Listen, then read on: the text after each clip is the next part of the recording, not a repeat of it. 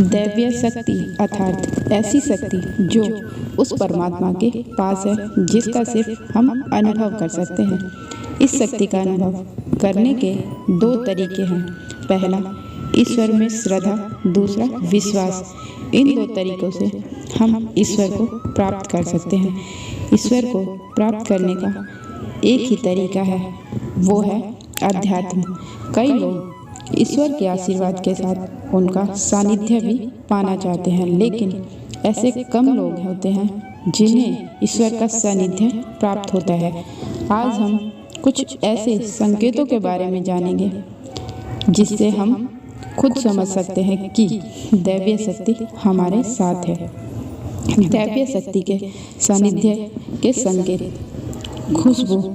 यदि आपको अचानक तेज खुशबू आने लगे और उसके स्रोत का कुछ पता ना हो, तो ये समझ लीजिए कि उस दैवीय शक्ति की खुशबू है जो हमारे आसपास उपस्थित है।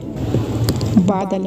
यदि कभी ज़मीन पर चलते हुए ऐसा अनुभव हो कि आसपास बादल उपस्थित हैं या आसमान में कभी बादल गहरा या धुंधला दिखने लगे, तो ये उस फरिश्ते का संकेत है जो मार्गदर्शक के रूप में आपके साथ है।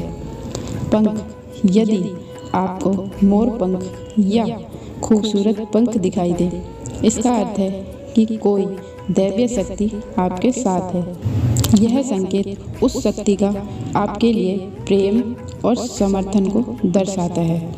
बच्चों की खुशी। यदि कोई छोटा बच्चा दरवाजे की ओर देखकर खुश हो रहा हो या छत की ओर देखकर खुश हो, तो यह समझ लीजिए कि किसी दैवीय शक्ति को महसूस कर रहा है। वो शक्ति उस स्थान पे मौजूद है तथा उसकी रखवाली कर रही है। संगीत की ध्वनि।